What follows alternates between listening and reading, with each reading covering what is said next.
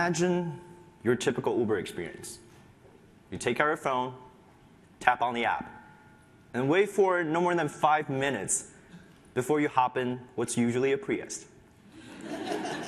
Then, for the next 10 to 15 minutes, you are stuck in a car with a stranger and try to avoid awkwardness by engaging in some small talks or not talking at all. And finally, when the trip is over, you get out and say goodbye to the drivers whom you probably won't ever see again. And next time, when you call Uber, you repeat the same pattern, hopping in, hopping out. Just sounds as linear from going point A to point B. But what if I tell you today that there's a chance that we can break the mundane pattern and transform our Ubering experience into something meaningful, fun, and even addictive? After taking 5,000 Uber rides during the past 4 years, I'm here to tell you today that yes, there's a possibility. You see, as an international student, I have to use Uber a lot in order to get around. Back in high school, I Ubered to school in the morning, I Ubered back home in the afternoon. I Ubered to practice, I Ubered to rehearsal, I Ubered everywhere before the song Uber Everywhere even came out. Now, in college, I meet about 10 to 12 different Uber drivers each week. And each time when I'm in an Uber, I seize the opportunity to have fun and deep conversation with Uber drivers. Over time, I grew so fascinated by their life stories and wisdom that I even decided to start a little blog about it.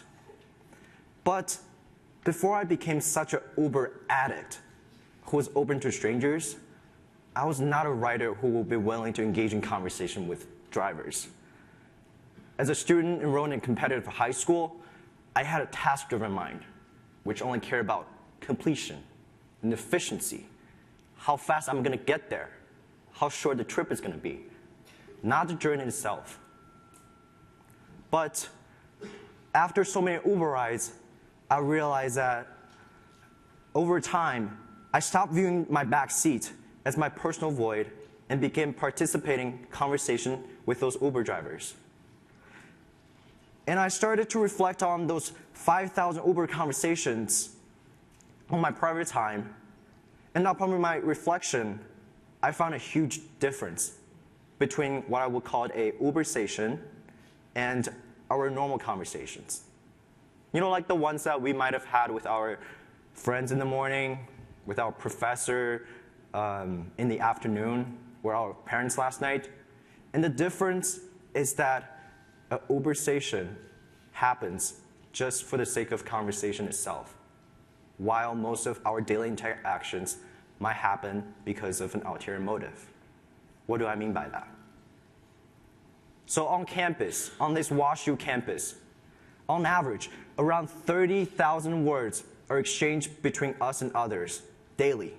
But many of those words serve to communicate a purpose or goal. We go to our professor office hours. Maybe we just want to get some points back on an exam. We'll ask for a rec letter. Yeah, you're nodding, right? We talked to our parents last night. Maybe we just want to get our holiday plan figured out. We use conversation as a tool or medium to get what we want, to get things done. And we use it so often that we start to lose our ability to appreciate the conversation itself. While I do think purposeful communication is a necessary part of our daily life, it should be balanced out by conversations that are just completely purpose-free. Through those 5,000 laid-back, carefree Uber conversations, I discovered conversation's beauty, intrinsic quality. I learned that through those Uber conversations, you can discover the most genuine form of conversations. An Uber station happens when the life of two complete strangers intersects in a confined space of a car. And it grows as two strangers share and converse with no ulterior motive.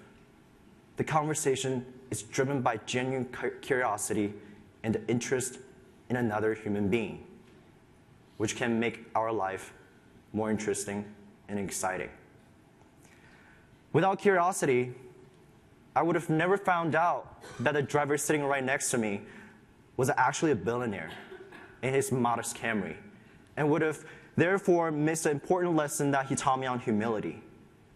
Without curiosity, I would have never been able to meet this cancer patient who drove Uber to experience the world and also embody life and vitality.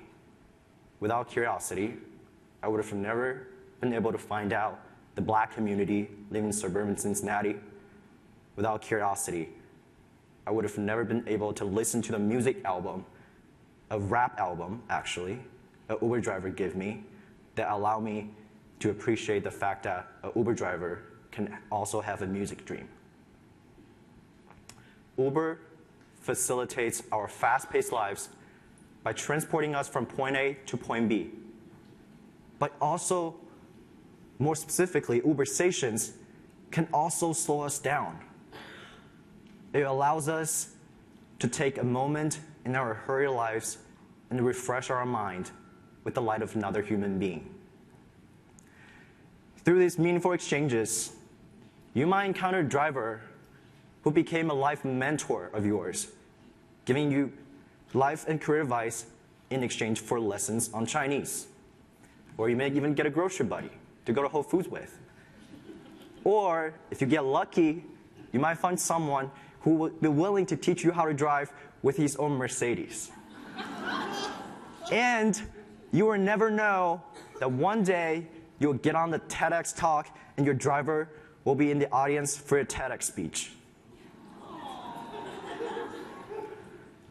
Being curious is very easy.